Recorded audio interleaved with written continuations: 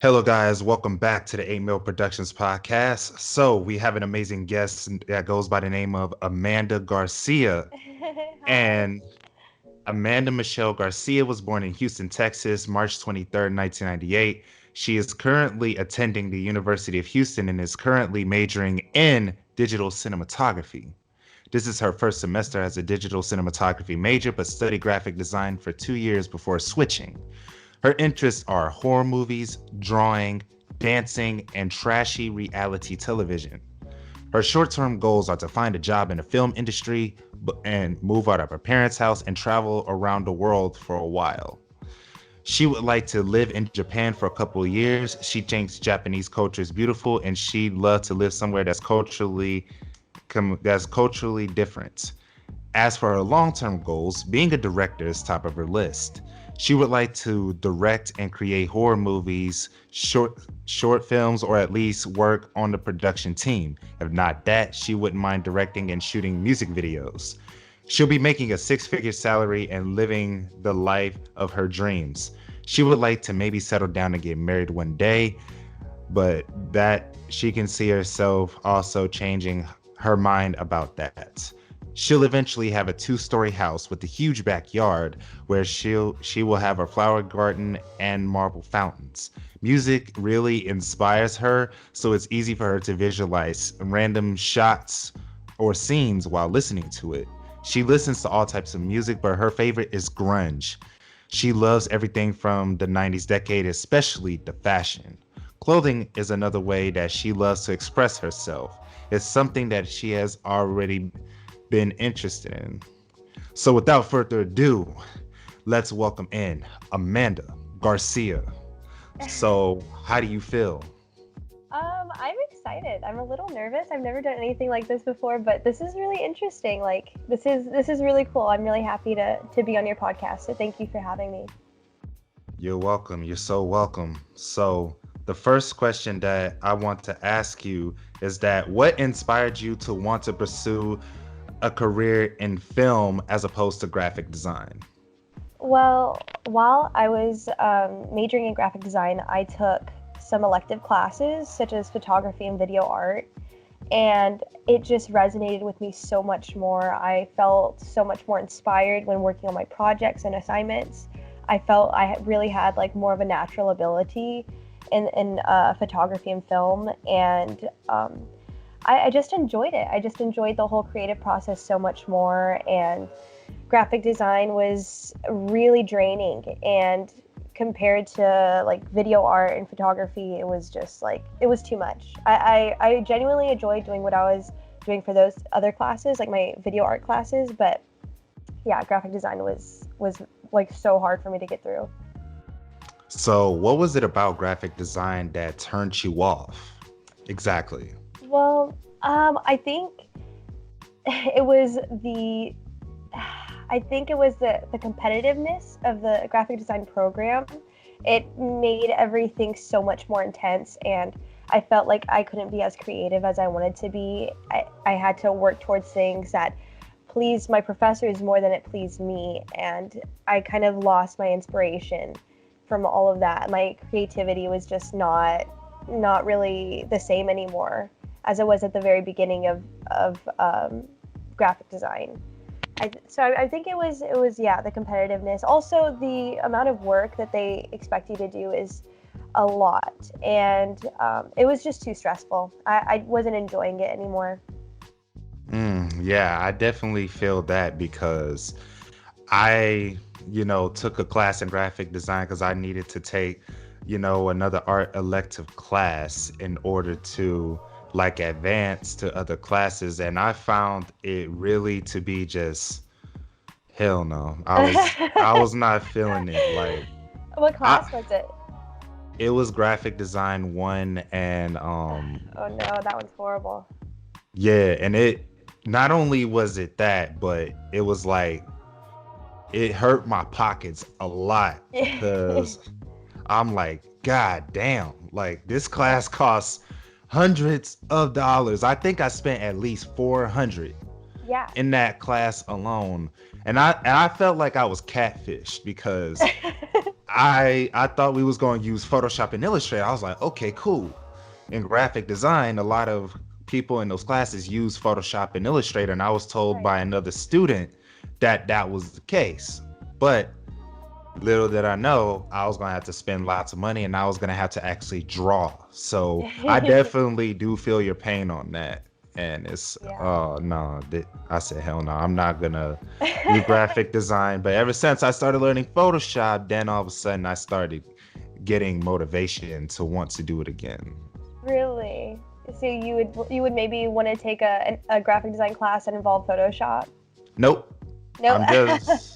I'm talking about like doing it on my own Oh, okay. because I design my own thumbnails for my YouTube channel. But anyways, another question I want to ask you is like what artists inspire you to do what you do, and what do you take from them to implement into your work? So I love Rob Zombie films. I feel like he's definitely a big inspiration to me because his movies are not they have like a campiness to them. They have this like cool style, this like interesting aesthetic, and they can be like really experimental. And growing up, I didn't see a lot of horror movies that were so like kind of like psychedelic and experimental, especially ones that were like as big as his. So that kind of showed me that like I can be abstract and I can be more experimental with my films and still one day become a big director and become famous and create really like big and inspirational films. So I would definitely say he is one of my top inspirations. And maybe even Robert Eggers, the director of The Witch and The Lighthouse. I'm obsessed with The Witch. I love that movie. I watch it like every 2 weeks or something. Like, it's such a great film, and it also taught me a lot about creating slow, quiet, yet really, really terrifying films. Sometimes I would think that just because a movie was slow or didn't have much dialogue, I thought it was boring.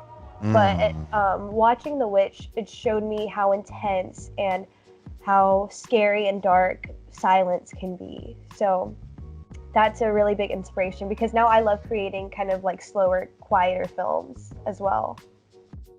Yeah, and it's just like, just speaking of silence, I'm gonna go off topic off of film for a moment.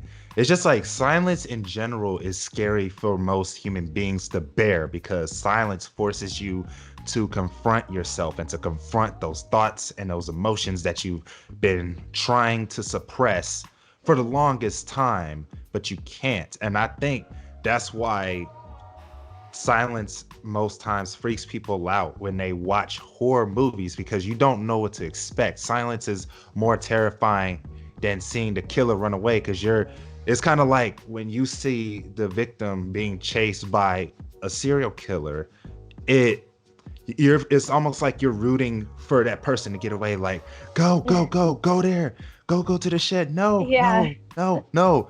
But it's like the silence is what fucks us up, and it Yeah. gets us like really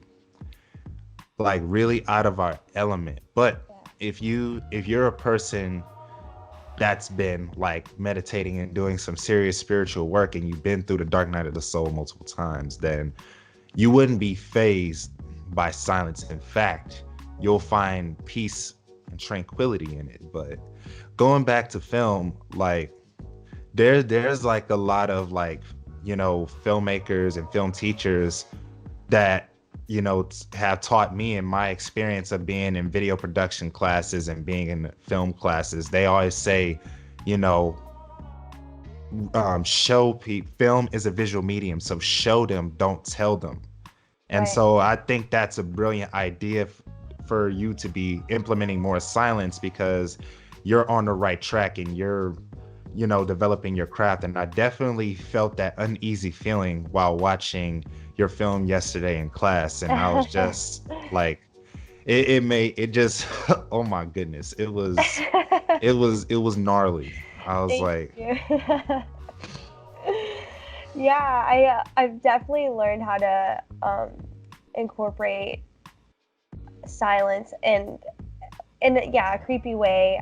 I feel like it almost like forces you to create like more interesting like visual things because you're not relying on dialogue to explain the story. Like you said, it's like it's a visual medium. Like you have to create something interesting for the viewers to look at, and that will also explain like what's happening in people's emotions and feelings.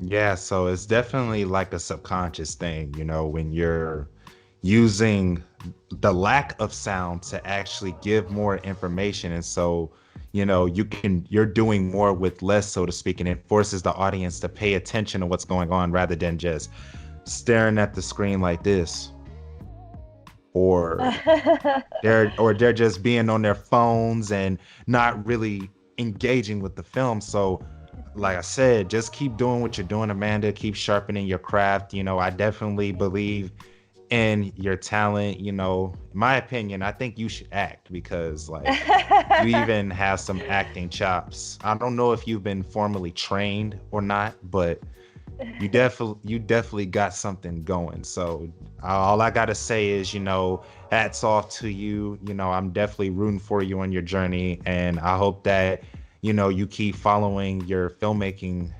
endeavors because you definitely have a talent and a gift for storytelling. Thank you. I really appreciate that, especially coming from you. I really, really do appreciate it. Why do you say that? Oh, because you know so much about film and you study so much on it and you work so hard to create what you create and you know so much about technical things.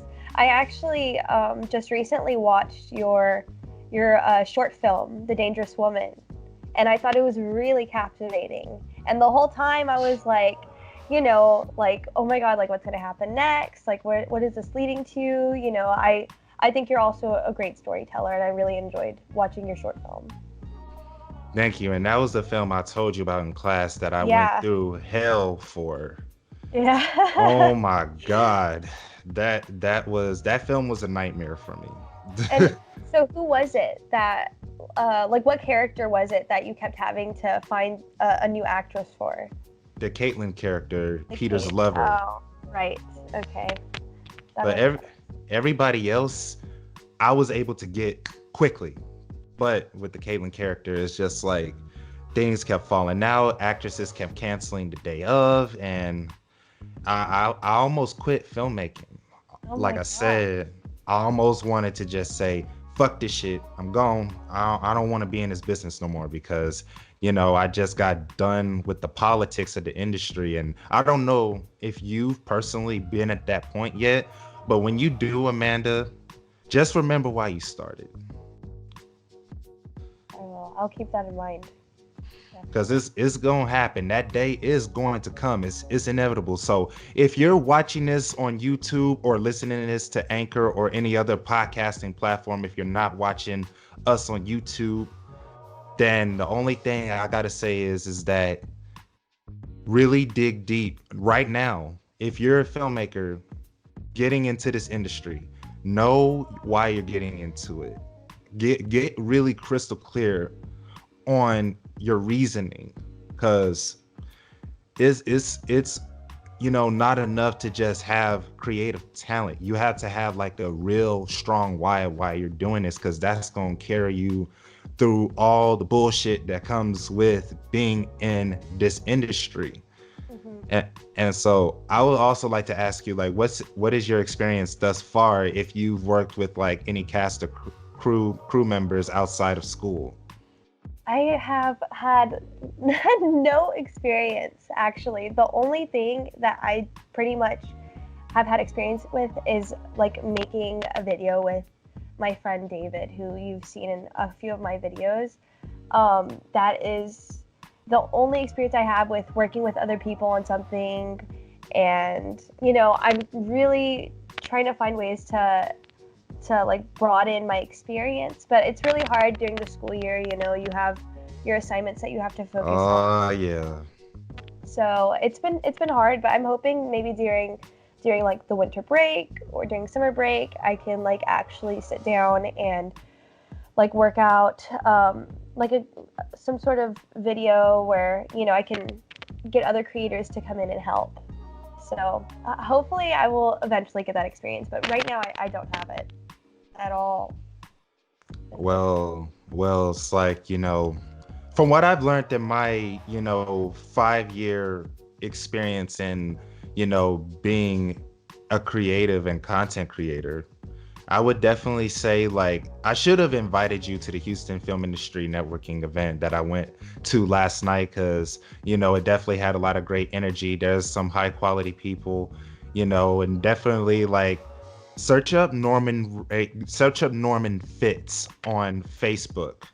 And you know, he's a great guy. He organizes this event. So shouts out to Norman Ray Fitz for putting on this event and for really working his ass off to put together Houston's top creatives into one space. And I'm gonna tell you a story, Amanda. I spoke there last night, like when he was like giving open mics to different people. There was like this couple, it was like Carl and Tina, and they were speaking. And you know, the Carl kept saying, "Own the room, own the room, own the room," and he was telling his story. And I felt like this strong nudge to go up there and go speak. Of course, I was feeling nervous because I was like, man, what if people laugh at me? What if they, you know, look at me wrong and whatnot? But I just said, screw it. I went up there and spoke, and a lot of people kept telling me, like, oh man, your story is wonderful. Your story captivated me. So the point of me bringing up this story to the listeners and to you, Amanda, is, you know, you just got to take them chances, and you just have to put yourself out there. Like, go on, download the Meetup app, look up Houston Film Industry Meetup. The next meeting is December 10th, and it's every second Tuesday of every single month. So, you know, I'm just putting the word out. So for anybody that lives in the Houston area and is looking for a film industry networking event that's consistent and that hasn't fallen off like most groups on Meetup have, sadly, the film scene is slacking off here. Come on, Houston, we got to get it together. Um, you know, I definitely recommend that you guys go there, you network with other people, and just build up them contacts, Amanda, because your reputation matters most in this industry. If you don't have a good reputation, then it's going to be hard for you to find work as a creator. Okay, that's really interesting. I'm glad I know about that now because I definitely need to start branching out and meeting people. I do, however, have a really hard time with like speaking with strangers, social interactions. You know, I have like a bit of social anxiety, so you know, that's gonna be tough for me at first. But I think, you know, if I just go a few times, get used to it, I'll eventually be able to like start really like being myself and setting a good impression and meeting a lot of interesting people, you know. Yeah, and most definitely, you know, and I also recommend that you go to film festivals because that's a great way to networking. From my experience, I went to two film festivals. I went to World Fest earlier this year in April, and I went to the World, not World Fest. I just mentioned that. What was the name of it? Boomtown. When I was going to school in Lamar University, and it was a team of three people. It was me, Joseph Brooks, and Caitlin Vu, and we made this film called Assess Love to submit to the 48-hour competition to the Boomtown Film and Music Festival.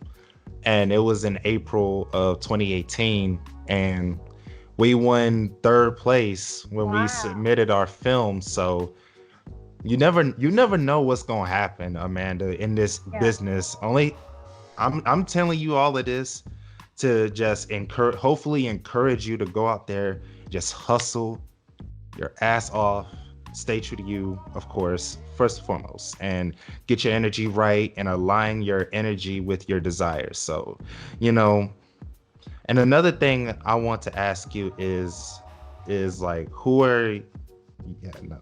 What is the biggest obstacles that you faced in your career and in life in general, and how did you overcome them? Um, man, I would say, I think more like mental stuff has been like, I feel like has held me back a lot in the past, and even now I'm still like slowly getting over things. But things like depression and anxiety, like like how I said, I have social anxiety, so it's hard for me to really put myself out there. And like you said, in this industry, and just being a creator, that's what you have to do if you want to get your name out there. You have to not be afraid to have these interactions with people that you don't know. Well, that was something that I struggled with so much, probably about 2 years ago. It was probably one of the hardest times. And so, I spent a lot of time alone. I wasn't meeting people. I wasn't sharing my work. I wasn't wanting, it was hard. It was hard for me to create. I didn't even want to like get out of bed to do anything, And so I eventually kind of got past some of the things that were making me feel really down. And things are a lot easier for me now. I'm able to interact. I probably wouldn't have done like a podcast like this a few years ago. Like I would have not. I would have been too scared. Like I wanted to like lay in bed, not do anything. But now I'm feeling better. I can do these things, and I don't hate all of the work that I create anymore like I used to. I had a lot of self-doubt when it came to creating. I would produce something and it was like the worst thing I'd ever seen. Like I hated it. I wanted to throw it away. I was embarrassed for anyone to ever see it, And now I'm not. And I think that also has to do with the fact that I'm doing video now, which I'm proud of. And so I can be proud of my videos and stuff. But yeah, it was hard. It was hard, and I'm finally doing a lot better. I didn't think, like, at the time, whenever you're in a really like bad place like that, you feel like it's never going to get better and things are always going to be that hard. But eventually things will get better, and you can become a great creator and make other people happy with the things that you create as well. I'm definitely proud of you. Shouts out to you for overcoming that self-doubt that plagues a lot of people, Yes.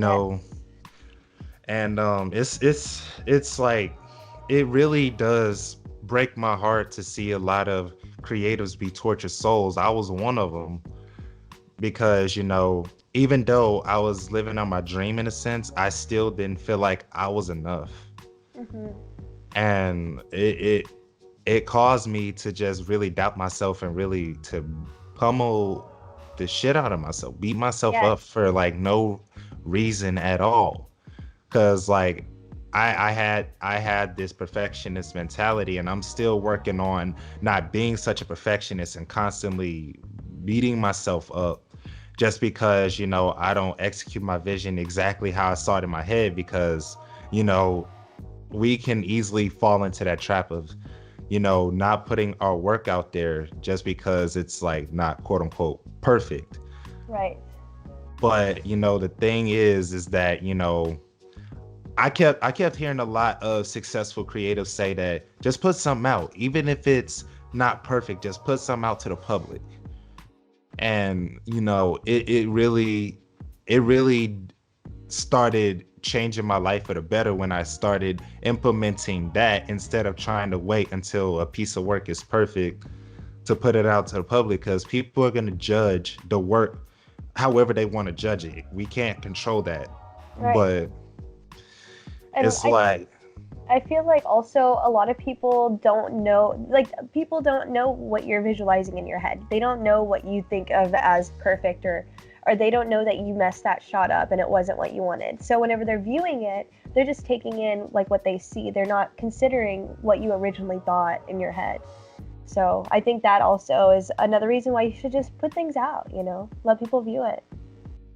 Yeah, and it's just like, I'm also proud of you for coming on this podcast, because like I saw the creative potential that you had, and I saw that you were like really about your business and you really wanted to be doing this. So I felt like you were a great candidate to have on the podcast, because it's like we definitely need more creators that are not recognized for what they do, And that's why I started this podcast in the first place, was to give other people like me a platform, not just have like professionals that are already established, because I already have a couple of them on my podcast. Because I don't want to give off that impression that, oh, Evan Youngblood Williams think he too good to be working with us. Like he on his high horse. He's working with all these professionals. I'm like, no, no, no, no. Everybody from all walks of life can come on here. Like, it doesn't matter if you're just starting out. It doesn't matter if you're like the cream of the crop, A-list celebrity. Because I know one day this podcast is going to have those people on here. But for now, I'm just enjoying the process. I'm not worrying about it. I'm just going to keep creating. And then there's like people that's like somewhere right in the middle. So, I feel like I'm in the middle somewhere. I'm getting there, but what was it that you were about to say? Oh, I wasn't gonna say anything. Okay, so how much have you grown as a person, just being in the video art classes? I've grown so much. Honestly, it's helped me a lot because, like whenever I took my first video arts class, like I said, I was in graphic design, majoring in graphic design. And being in graphic design, I constantly compared myself to all the other graphic designers because it's such a competitive major. So I had horrible, like negative feelings about me as a creator because I was constantly comparing myself to everyone else. But once I got into video art, it's something that I genuinely enjoyed, and I felt like naturally my capabilities were pretty high compared to the rest of the other people in my class. It made my self-esteem go up. It made me feel like, I can create things that are like interesting, and like I do have like a creative mind. And yeah, it pretty much just gave me such a feeling of just like, I don't know. I was very proud of myself. I got a lot of self-esteem from being in these classes. And then I also really learned how to express maybe negative feelings or emotional things through my art. And I hadn't really ever had like a positive outlet for negative feelings. And once I started creating video, I realized I can put all of my emotions and create like something really visually amazing. And so yeah, I would say it's definitely helped me grow a lot, for sure. Yeah, that's wonderful, because like that's something you're gonna need in this business is, getting over that hump of, trying to please everybody, because like, in the creative industry, it's very toxic with a lot of politicking and a lot of, competitive nature and people and their egos. And that's one thing, that I've noticed personally in the film industry is people have some pretty big freaking heads, and Really? they constantly toot their own horns. And, I understand you like yourself and you love your work, but there's a fine line between confidence and arrogance. Yes, It's a absolutely. very, very, very thin line. Right. Yeah, and then you become so arrogant that you don't want to listen to anyone else. You don't want to take anyone else's advice or opinions, and then I think it affects what you create. It's always good to have input from the people around you. If you become too arrogant to even want that, then how are you going to be creating something that, I feel like it'll just like bring down your videos and stuff and what you produce. All right. So another question I want to ask you, and I really want you to be brutally honest when I ask this question. Okay. All right. So, did you go to college for you, or was it something that your parents kind of just foisted upon you? I think it was definitely my parents. If it were up to me, I probably would have taken at least like a 2-year break or something. I wasn't ready for college. In high school, I didn't care about my grades. I don't know how I made it to U of H, but I managed to. I was never like really, interested in school. And I felt like being pushed into college immediately after high school. I didn't take it seriously at first. I didn't know what I wanted to do. I had no idea. I've started majoring in anthropology. That was my first major, actually. And, I just had no idea what I was doing. And I'm a first-generation college student. My parents didn't go to college, graduate high school, so they couldn't help me. They just thought, okay, like, you need to go to college. Like, if you want to make money, you have to go to college right out of high school. Like, if you don't go to college right out of high school, you're never going to go again. And I mean, maybe they were right, but I just don't think I was ready to hop into college right after. But I did it for them. I'm glad I did, though, because I never would have found film, and I never would have learned about video art or media production or anything like that. So, but yeah, I definitely started college for my parents. All right, so another question that I want to ask you, which is going to be like, off topic of film, is what attracted you to trash TV in the first place? I cannot even tell you. I can't even give you an answer for that. There's something about it. It's so mindless that I can just sit there and watch it for hours. Like, I don't have to think. I don't have to like work hard. I don't have to do anything. I can just sit there and listen to people yell at each other or like watch like My 600-Pound Life, or I don't know. I can't tell you what it is, but I love it. It's my favorite type of television. I'm not even gonna lie. It's my favorite. Yeah, I'm not gonna lie to you either. Like back in like 2011 to 2012, I was watching like some Jersey Shore, and yes. And it was just like, now looking back at it, I'm like, damn. I was like, why in the hell was I watching that? I could have been more productive. It's like, now that I'm an adult, it's like I watch TV, but I only do it like very sparingly. Like, I only do it after I get all the important stuff done, because like, for one thing, my significant other holds me accountable. Like, she told me one time, when I was playing basketball, she's like, I see that you're, filling up your time again. And at first I got defensive and I lashed out at her, but I sat there and I realized, like, well, damn, like, why I'm distracting myself, but why am I distracting myself though? What is causing me to want to distract myself?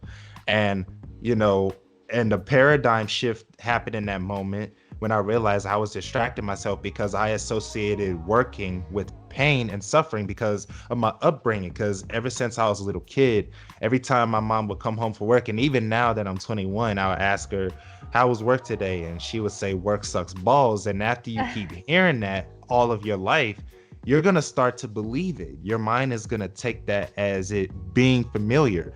So for that, work for me was pain and suffering. And that was familiar to me. And I thought that, okay, work is not supposed to be fun. You're supposed to suffer through it so you can have fun later.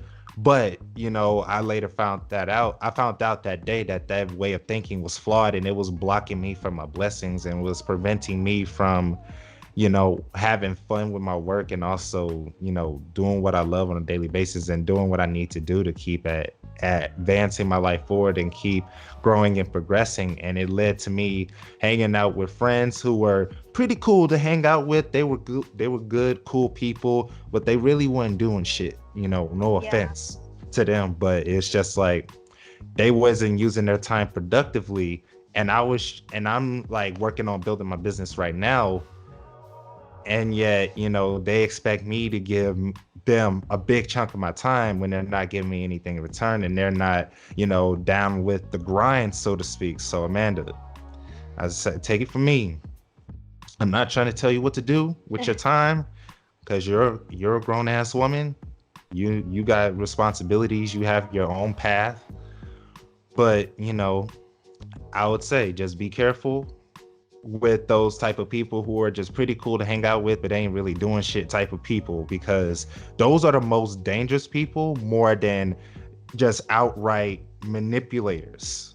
And the reason why I say that is because they'll lure you into their way of thinking if you allow them. And next thing you know, you're like 75 years old and you've been living like a pretty mediocre life, a life that's less than what you were capable of living. Because you mentioned that, you know, you wanted to make six figures and you have these big dreams and goals. And so, you know, definitely find somebody who holds you accountable, you Yeah, know. you're right. I'm terrified. That's like a fear of mine to like one day realize when I'm like 60 years old that I did nothing. I wasted my time doing like literally nothing. I have nothing to show for it.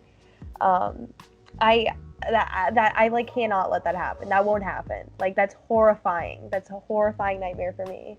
But yeah, no, I agree. You definitely got to surround yourself with people that are driven like you, for sure. Yeah, it's definitely important the energy that you surround yourself with because energy is everything. And I don't know if you're empathic and you are sensitive to energy, but you know, for us empaths, you know, we tend to absorb the energy in the room.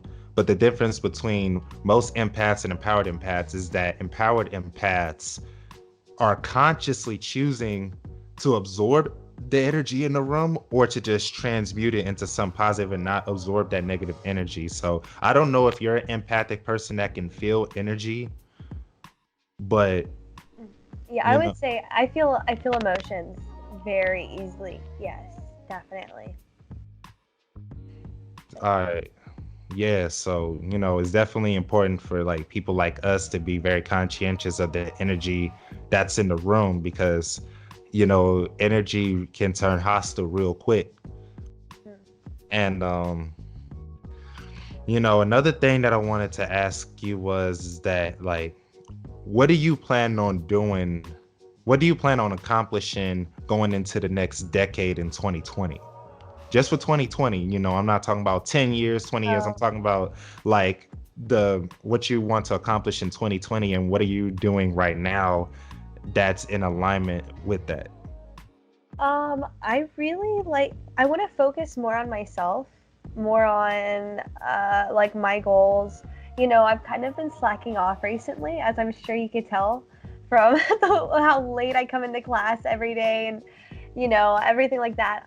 But I really genuinely want to start really putting myself first and like my goals first and as opposed to my friends or my social life, you know, which is fine. Like I can have friends in a social life, but I want to like work on my craft and learning how to express myself and just mentally, I want to like work on myself as well. You know, just having more confidence, more self esteem, allowing myself to socialize like at those networking events and stuff. Like I want to be out there. I want to put myself out there.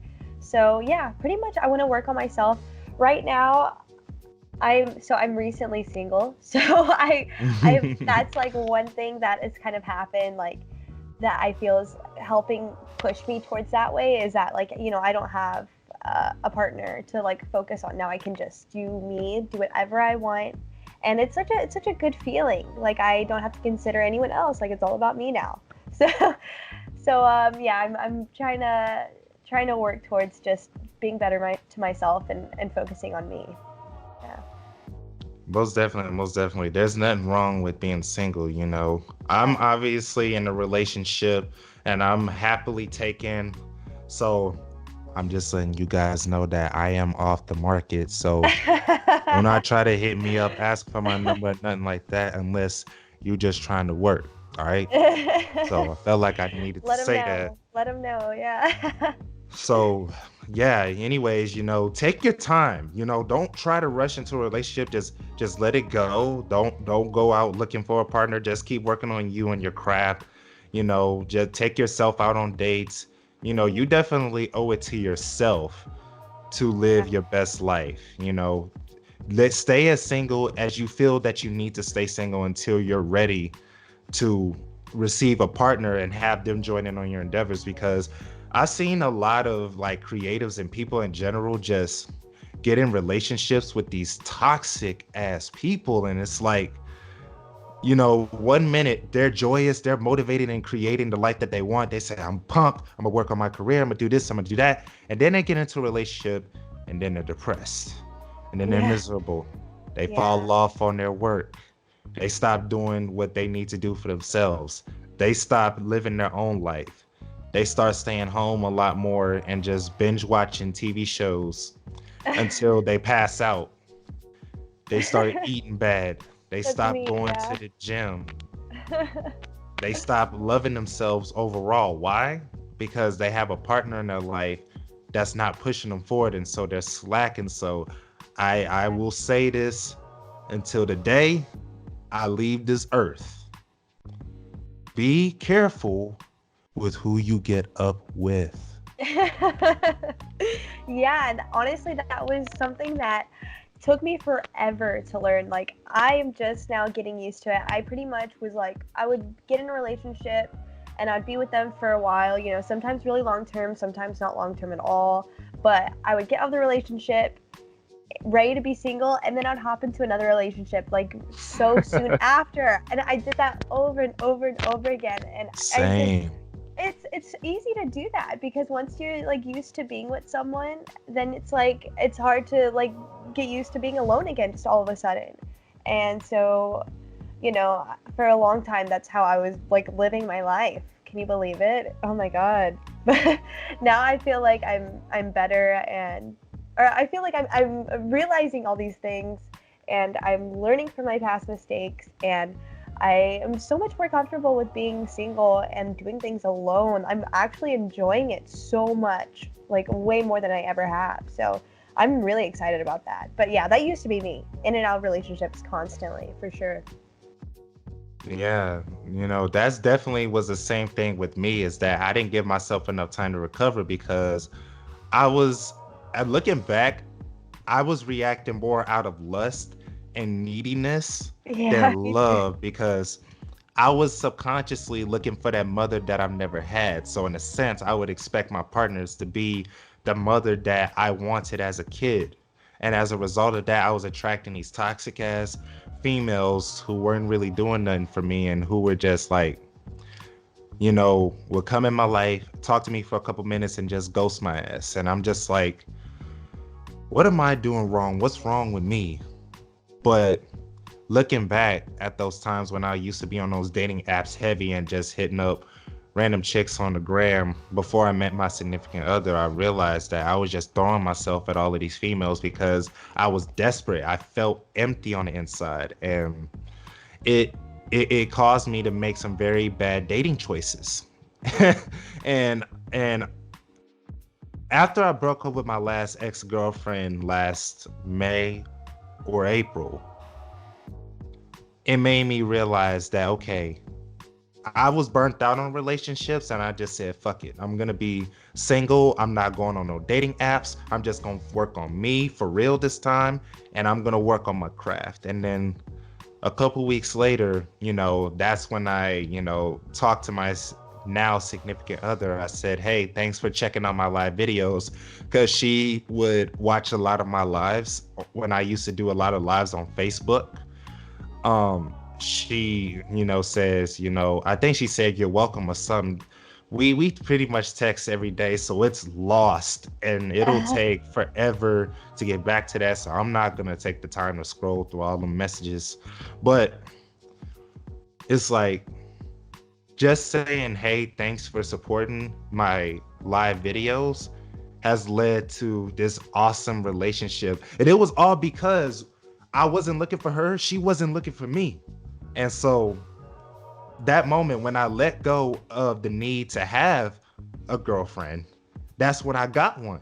And I Yeah. found the love of my life that I wrote down on a, you know, law of attraction exercise, describing the qualities that I wanted in a woman, and just describing, you know, who she is and the type of person she is. And so I say that she checked off everything on my list and then some. And I ain't gonna lie to you, we struggled for a while because, you know, our energies and vibrational frequency was different at the time. I was still like that scared little boy to open up and to be vulnerable with her and to be truthful about who I am and what my intentions are. But, now, a year and some months later, our relationship is doing awesome. I met her in July, and it's just been a wonderful thing. But it was all because I decided to let go of the need to have the relationship to make me feel happy.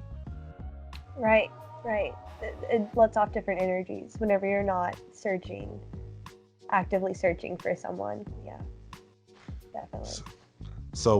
So speaking of relationships, like what was like the biggest lesson that you learned in your relationships?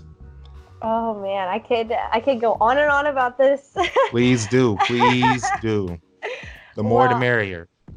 I have learned that you have to separate yourself from your partner. You cannot be there with them all the time. You cannot conform yourself to everything that they want. You have to be your own person. Like when you're in a relationship with someone, it's two people. It's not one. It doesn't become one person. It's still two people. And I had to learn that. And it took forever. But because for the longest time, I would completely like just transform into like these other people. Like I felt like I was just pretty much mushing myself into them, like their interests, their hobbies, what they wanted to do. That's what I would do. And I didn't care enough to let them know, like, hey, these are my interests, and I want you to like actively participate in them with me because you're my partner, or I want you to like let me participate in them by myself.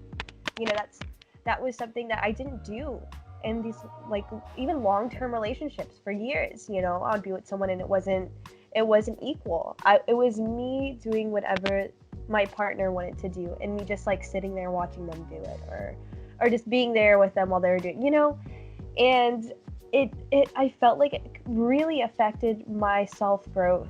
Like I didn't know anything about myself. I didn't know what I liked anymore. I didn't know what kind of stuff I liked to do. I didn't enjoy being alone. I didn't like, taking myself out on dates, like things like that.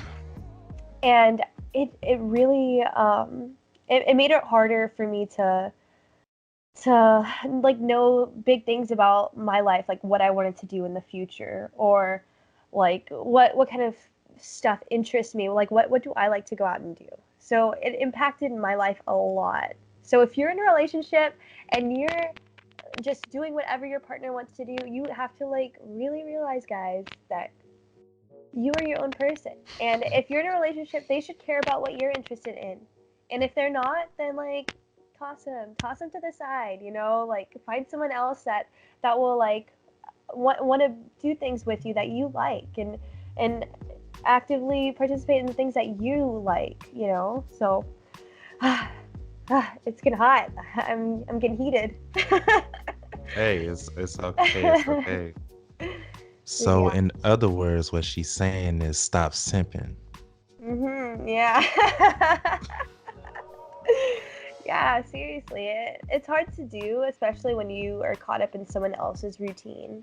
And, you're so used to just doing what they want. It's hard to, like, really separate yourself from them. But you have to. If you want to grow as a person, you have to, like, really evaluate your life and your interests and figure out what you like doing. Yeah, most definitely. It's important to have your own life outside of the relationship, because people forget that one important fact, and they start subconsciously merging into that other person because subconsciously they don't feel like they're enough, and they feel like they need the other person's validation in order to feel good. But the thing about it is that, that'll destroy your self-esteem, and you'll stop being your authentic self out of fear of losing your partner. First of all, if your partner downs you for being your authentic self, they're a piece of shit.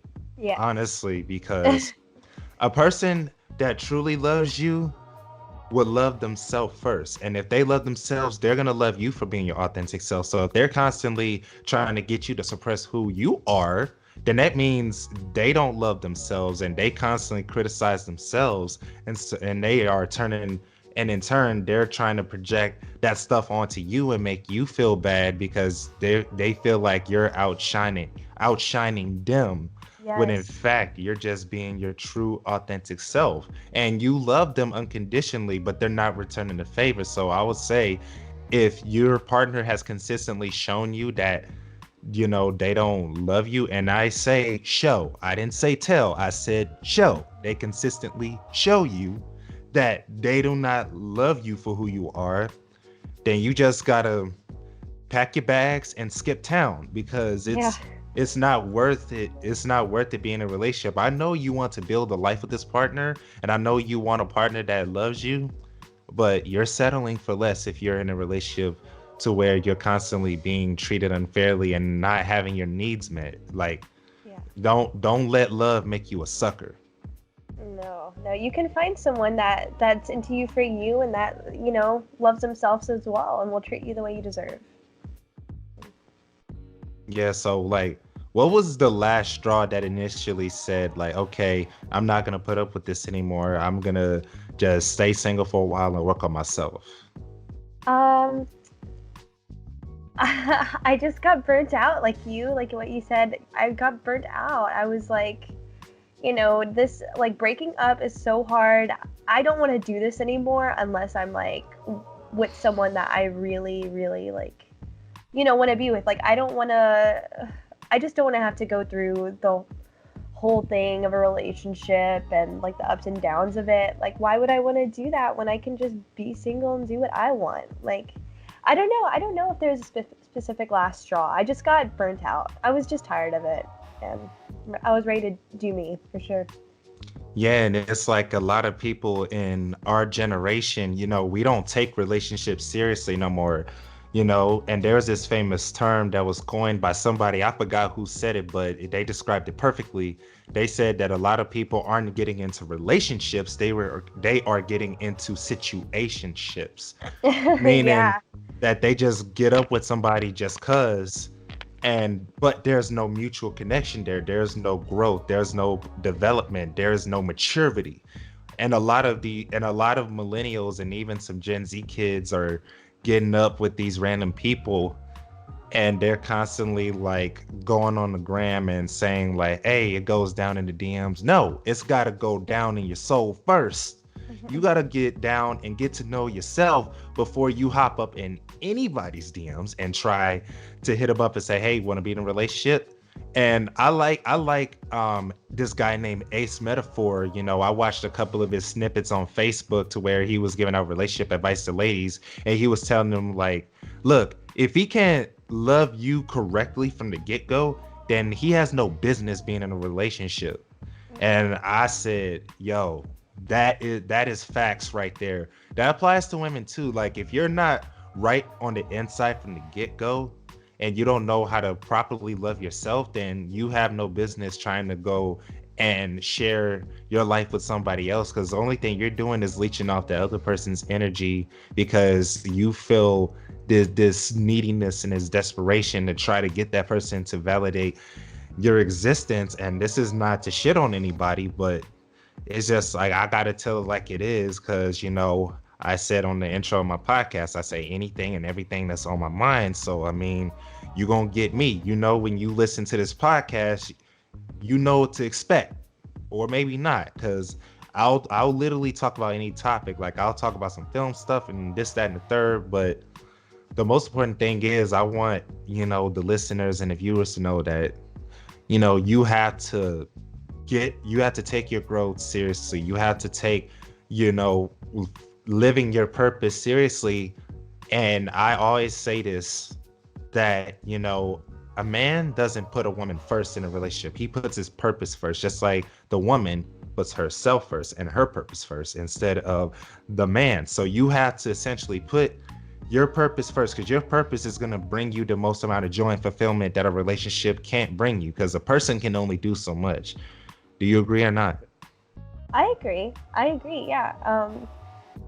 How, like, if you're suffering just like mentally, or like in your career, or with your projects or anything like that, it's going to bring your whole entire mood down, your self-esteem down. And being in a relationship with someone who isn't feeling good about their life and the things that are going on and what they're doing, it's hard. It'll like leak into the relationship. Like those feelings will inevitably reflect onto the Right. relationship as well. So, I agree that you have to be happy with the other things around your life first before you can be happy in your relationship.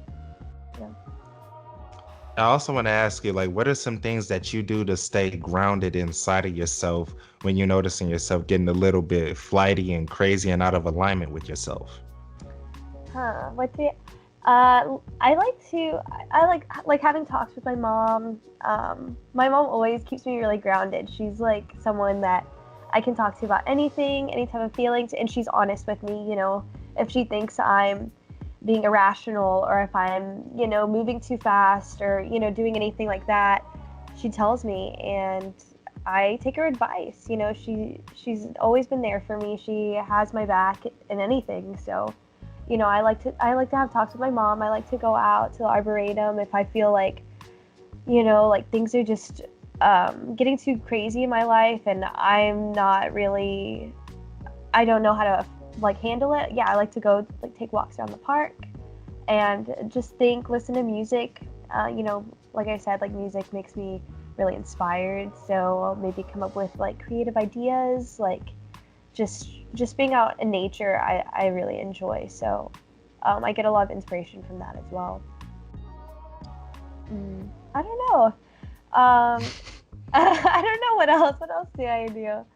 Hanging out with friends. I like dancing, and dancing I feel like I express so much. So anytime I'm not feeling well, like I'll just like put on music in my room and like dance around to like Tame Impala or something, and that always like helps me. It makes me feel a lot better too. So yeah. That's good, that's definitely good. And we all need those things that keep us grounded. Personally for me, like journaling first thing in the morning keeps me grounded. Like I'll either write a gratitude list or I'll like write like a self-reflection journal entry, just talking about like my experiences for the past few weeks or the past few months, or through past experiences that taught me important lessons. And I find that doing that has really helped me stay in alignment, and it sets the tone first thing in the morning. And another thing is talking to my significant other every day, because when I start getting a little flighty and crazy, she'll be there to help me out. And she'll be like, Evan, just remember the tools that I taught you. Because she's also a life coach, by the way. And I Oh forgot wow. to mention that. But she's also like she's a spiritual life coach, a Reiki healer. She's a dynamic woman, man. She's the whole package, and she's just such a beautiful, sweet soul. And I just can't imagine my life at this point without her. She's a big asset, because being around her has helped me finally start earning money for my craft, more specifically video, because I'm getting paid for mostly video work, because like that's like my foundational skill, and then everything else thereafter is just like a complementary skill, like designing my own thumbnails on Photoshop, making composites, photo editing, photography, YouTube, podcasting. Like these are just like branches off the tree, so to speak. And my partner just really has helped me through a lot of dark shit. She's helped me clear a lot of blocks. And if you ever need a life coach to help you clear some core issues, just get in contact with her. The link to her social media would be in the description below. And by the way, listeners and viewers, go contact. This is for you too. Don't think you're exempt from this, because, I want you guys to get healed up. I want you guys to be at your best. I want you guys to really shine, because when we all shine, we are able to do amazing things. And, I want to first of all just congratulate you for having the courage to step out and to embrace being with yourself, because a lot of people don't want to be with themselves. Quite frankly, they absolutely dread it and hate it. Hmm. definitely. And you know, this challenge that I've been doing for 13 days straight, I think this is day 14 because I started on the 31st of October, which is like a challenge suggested to me by my sweet significant other, which is to watch a Marissa Peer video a day for 30 days straight. And I've been on this for like 13 to 14 days and I have not missed a day yet. And And Marissa Peer, who is that? huh? Marissa Peer, who's that? Marissa Peer is like, you know, a hypnotherapist, a public speaker, and she also does lectures on Mind Valley. And I recommend that you look her up too. You watch her videos, do the exercises with her, and I promise you, Amanda, I'm not gonna bullshit you on this. Like when you do one of her exercises and you believe that it works and you get in tune with it, it's gonna help you clear a lot of shit. And you're gonna feel like a brand new person. You're gonna feel like you know, you just got out of a shower after not showering for a month. Not that I said that you've done that with me, or I've done that, but it's just like you'll just have that feeling like you're a brand new person. You won't ever feel the same. Just like, you know, me doing a couple of sessions with my significant other to clear out some core issues, and it's made a huge difference in my overall motivation in my life. So yeah. Okay, that's interesting. I really need to check her out. I mean, it sounds like something I definitely need right now. So, especially like I said, like how I'm like newly single and stuff. Like I'm ready to like change, my life a little bit and like have a lot of like self-reflection time and stuff. I'll definitely be checking her out. Thank you for suggesting her to me. You're welcome. By the way, the link to her social media is in the show notes for all the viewers and listeners watching this or listening to this. You know, and it's definitely a phenomenal journey to what I've accomplished so far. Cause like, I'm not gonna lie. Like, first of all, before I get into my story, I want to ask you, like, what is your definition of success? Well, like for me or just in general? For you, like what is like for you personally, just your own perspective, not everybody else's perspective, forget mine, forget everybody else's. What is Amanda Garcia's version of success mean? For me, I would say success means, you know, living really comfortably. Like I said, I want to make a lot of money. Like that money definitely is equivalent to success for me anyways. And I guess just being happy. Like I don't care if I'm single, if I'm never married ever, or if I ever like own a house or ever like, I don't know, just as long as I'm happy. That's it. That's all I'm saying. I just want to be happy, and that means like, you know, having a career that I enjoy. So that is also something I would say would mean success. So yeah, having a lot of money, having a job that I really enjoy, and just, you know, being happy and comfortable with however my life is. All right, so you know, for me personally, my version of success is inner peace.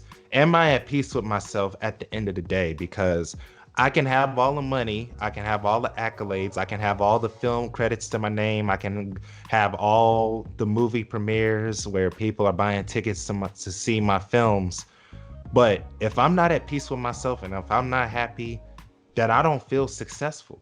Mm-hmm. And I used to think that success was having the most accolades, having the most money, and having the most materialistic items. But over you know, my spiritual path and being with my sweet significant other, I've realized that success to me really means just being at peace with myself and being happy with what I'm doing and doing the work that I love and not compromising my morals and my integrity for anybody. I don't care if it's an opportunity. I don't care if you like, you know, throw $1 million at me. If it doesn't resonate with my soul, then I'm not going to do it, no matter how much money it is, because you know, I understand, overstand, and understand that money will only make you happy in a sense. Like, yes, I'm not saying that money can't make you happy at all, because it can definitely solve a lot of your problems, and it'll help put you in a better emotional state because you know you can provide your emotional needs, you can pay your bills on time, you got a nice whip, you got a nice house, you know, you're able to go eat wherever you want to eat, whenever you want to eat. You can finally afford that expensive ass organic healthy food that's good for your body, and you can go afford a gym membership and pay a personal trainer to help get yourself in shape. And you can like definitely take vacations to all different parts of the world. But it's like at the end of the day, money is not the key to happiness, because as soon as you pass away, somebody else is going to be enjoying the money that's in your bank account, whether it be your kids, your grandkids, your family members, whoever the hell that the bank decides to give your money to.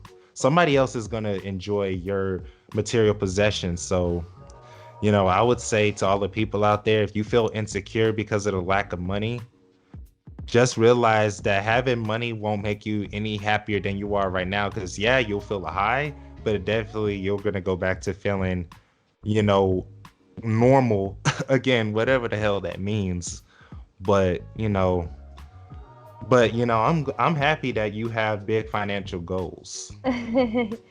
I do. I'm expensive. I am. Like, I'm not gonna lie. Like, I like nice clothes. I want a nice car. Like, like I said, I want a nice house with a huge backyard, and I want nice things. So, but you're right. I agree. That doesn't mean that I won't have, mental issues, like mental health issues and stuff like that. Um, but I just want to live a comfortable life. I love traveling, so I know I'm gonna need money for that. And but yeah, no, I still agree with you though. I definitely agree.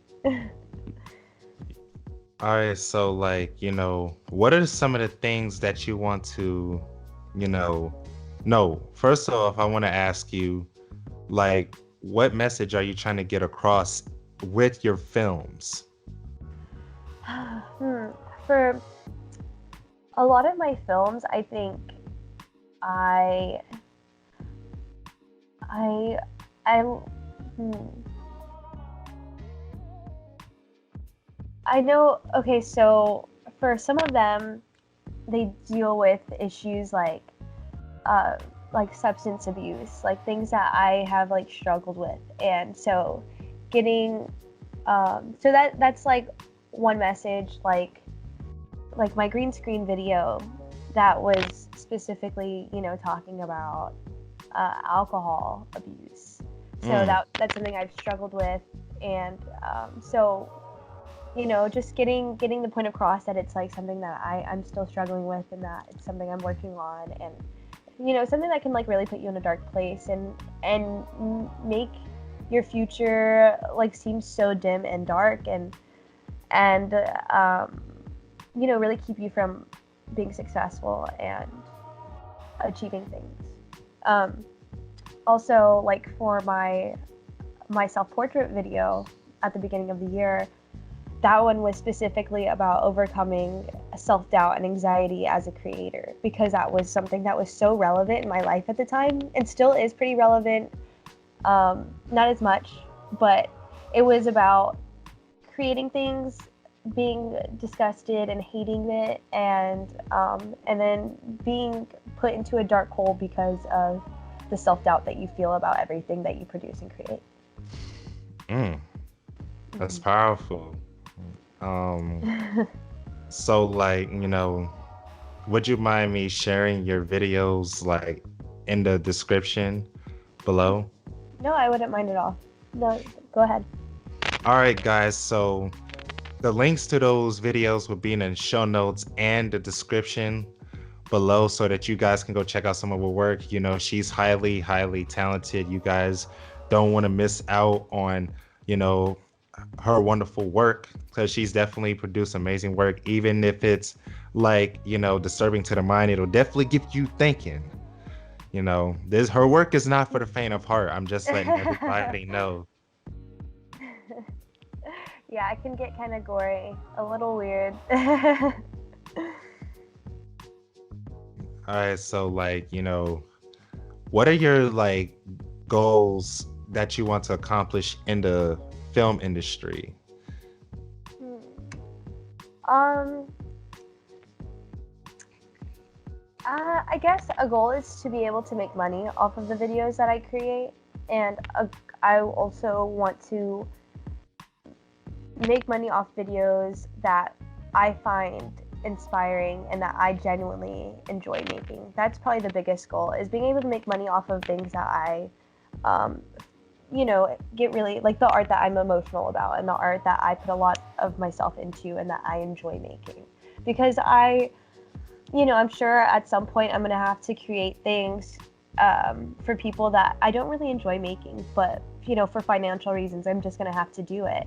And I can deal with having to do that for a period of time. That's fine. But my main goal, my ending goal, is to create the things that I enjoy while also being able to support myself financially off of that. Mm.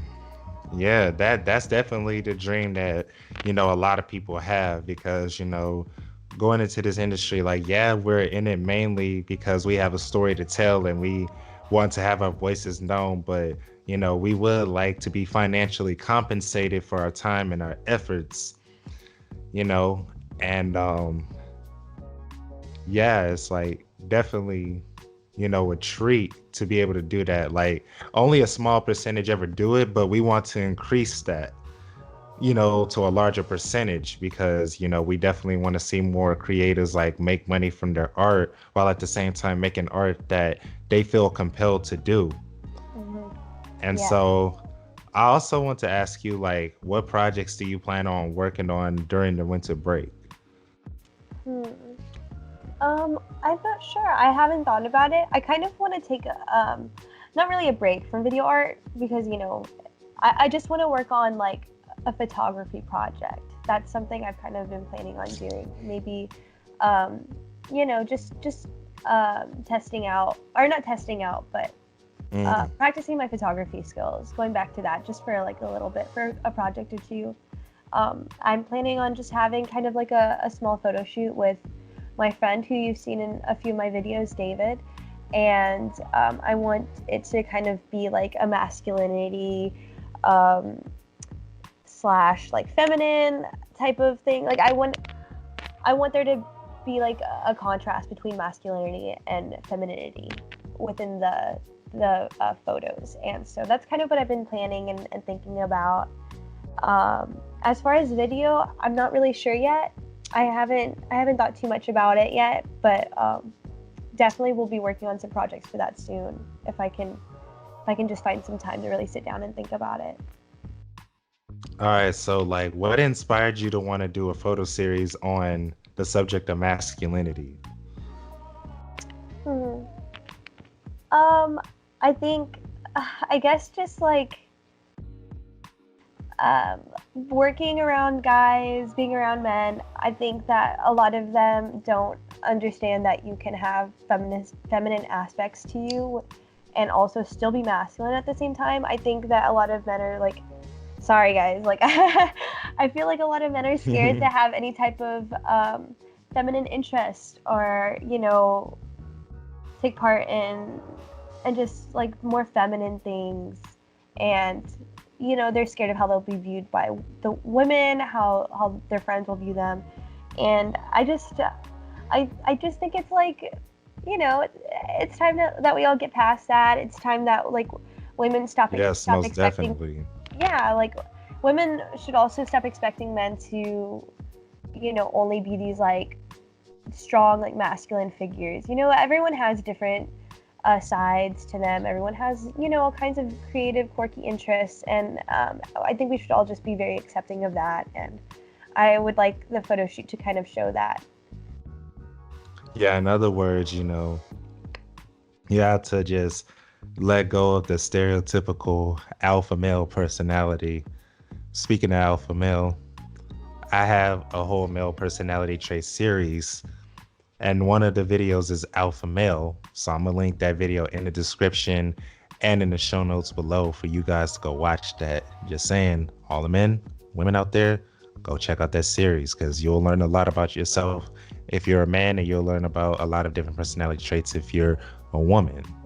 Go check it out. So, like,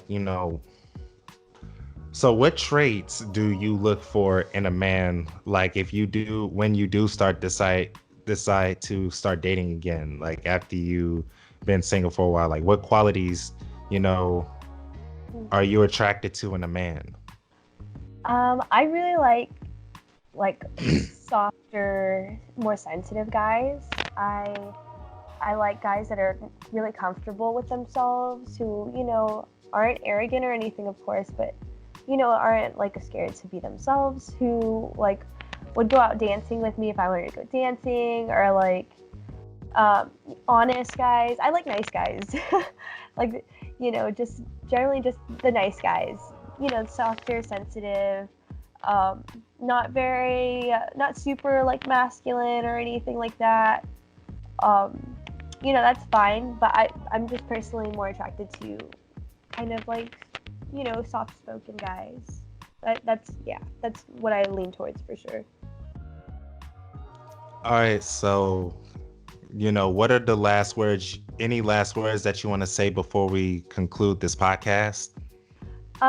Okay, guys, if you're struggling with something, whether it's like depression or, just any type of mental stuff, like, just know things get better. Like, it feels like it won't at the time. I know it really does, but things get better, and you just got to keep creating. And if you don't feel like you're creative enough to create the things that you want to at that moment, like, it'll eventually come out of you, like one way or another. Like, the creativity will come out of you. It might just take time. So just like, don't give up on like your film dreams or your design dreams or photography dreams or anything that you really have. Like, things get better, and you'll do well with whatever you put your mind to. All right, so where can people find you and your work? So you can find me on Instagram. My username is AmandaCO323. So follow me, guys. I tend to post a lot of my work or like links to my work on there. And you can also find me on my YouTube channel. It's under Amanda Garcia. I still need some time to like set it up, but once I do that, I will let y'all know. But yeah, you can, I'll send a link to you, Evan, and then if you want, you can put it in the, what's it called? Description and show notes. Yeah, description and show notes. But yeah, YouTube and Instagram, like, check me out. Well, all right, folks, that concludes the 8 Mil Productions podcast. I hope that you guys enjoyed listening to this conversation between me and Amanda Garcia. She definitely dropped some jewels in here. So make sure to go follow up her on Instagram and go subscribe to her YouTube channel and check out her work, guys. It's more than worth it. If you guys, are new to this podcast, if you've never seen me before, I want to say, like, welcome to my YouTube channel, and welcome to, this podcast if you're just listening to the audio. And make sure to go ahead, if you're watching us on YouTube, to hit that subscribe button and hit that bell right next to it and turn it from personalized to all, so you get notified every single day that I upload podcast episodes to the 8 Mil Productions TV YouTube channel, and also the Anchor podcast, the Anchor platform, and any other platforms that 8 Mil Productions is on. If you're listening to this on Anchor, make sure to go ahead and hit that star to favorite, and make sure to send voice clips if you guys have any questions about me or my guests. Or if you're listening to this on any other podcasting platform, make sure to hit that subscribe button as well. Sadly, they don't have a bell. You'll probably just be automatically notified. But anyways, thanks for taking your time to check us out. Make sure to sub to the podcast. And if you are a supporter of the 8 Mil Productions brand, do know that I have a merchandise store to where you can copy yourself some merch. I got some t-shirts, hoodies, beanies, whatever you need. Make sure to click that link in the show notes and the description below so that you can go ahead and copy your merch right now. If you are an 8 Mil Productions fanatic. And also make sure to go ahead and share this on any and all of your social media platforms so that you guys get, the full flavor of this podcast. No, not only did you get the full flavor, but also your friends and family and anybody else that you follow on social media will get some great information as well. And just to recap, make sure to go check out my girl Virginia Francisco to book your session. Again, the link to her social media is in the description below. Go book your session. The prices are crazy cheap, and you'll leave out feeling like a brand new person. So, with that being said, I'm going to conclude this podcast. Thank you again, Amanda Garcia, for taking an hour of your time to be on this podcast. I highly, highly, highly appreciate it. And, peace in and out.